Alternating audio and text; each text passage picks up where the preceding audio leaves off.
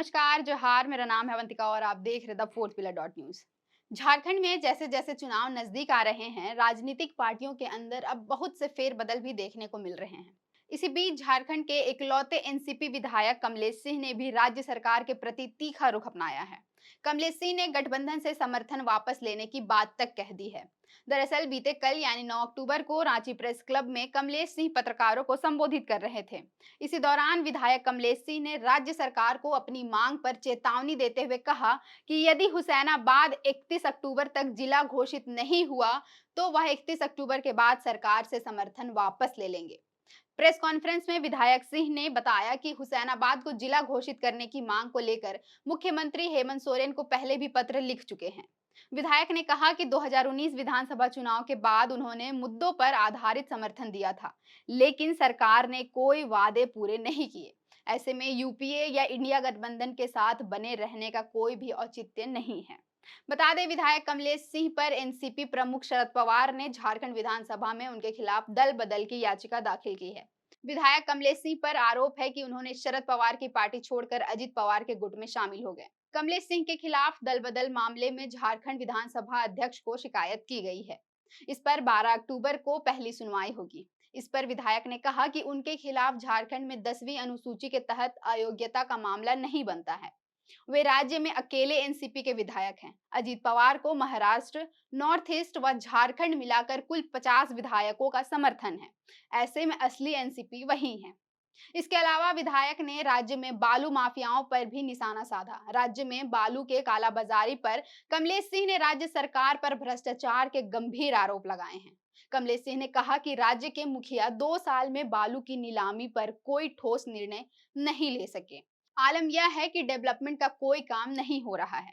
एक तो पलामू सहित पूरे राज्य में सुखाड़ की स्थिति है, खेती नहीं हुई है, लोग जो मजदूरी कर कम से कम अपना पेट भरते हैं वो भी नहीं हो पा रहा। बालू की वैध नीलामी नहीं होने की वजह से कंस्ट्रक्शन वर्क रुका हुआ है। स्टॉक में जो बालू मिल रहा है वो भी औने पौने दाम पर उपलब्ध है।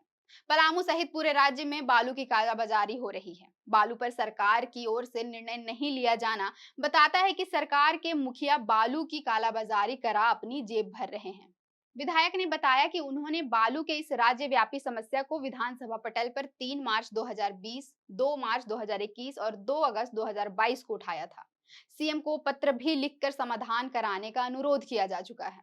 सुनवाई नहीं होने की स्थिति में हुसैनाबाद में विशाल आंदोलन किसानों, ट्रैक्टर मालिकों और आम लोगों ने किया था। इसके बाद भी सरकार मूक दर्शक बनी है।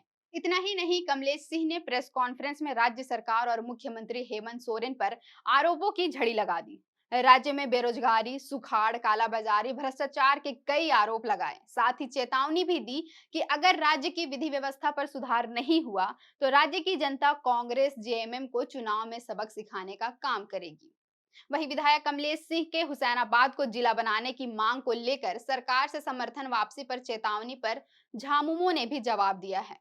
हिंदुस्तान अखबार की खबर के अनुसार झामुमो के महासचिव और मुख्य प्रवक्ता सुप्रियो भट्टाचार्य ने इस मामले पर कहा कि उनसे यानी कमलेश सिंह से समर्थन मांग कौन रहा है। सरकार को उनके समर्थन की जरूरत भी नहीं है। सुप्रियो ने यह भी बताया कि कमलेश सिंह 3 दिन पहले ही एनडीए में शामिल हो चुके हैं। इसके बावजूद जिस ढंग से वह बयान दे रहे हैं, इससे उनके मानसिक संतुलन पर प्रश्न खड़ा होता है। अब 31 अक्टूबर के बाद ही पता चल पाएगा कि कमलेश सिंह का अगला कदम क्या होगा। फिलहाल के लिए इतना ही। देखते रहे the fourth pillar dot news. अगर आप चाहते हैं कि हमारे वीडियोस का नोटिफिकेशन आपको बिना देरी के मिलता रहे तो आप इस चैनल को फॉलो और सब्सक्राइब जरूर कर लें। बाकी आप हमारे काम को लेकर कोई सुझाव हमें देना चाहते हो तो कमेंट बॉक्स में आप सादर आमंत्रित हैं। इसके अलावा हमारे वीडियोस आपको अलग अलग ठिकानों जैसे फेसबुक, इंस्टाग्राम, ट्विटर पर भी देखने को मिलेंगे, जिसके लिंक डिस्क्रिप्शन में डाल दिए गए हैं। शुक्रिया।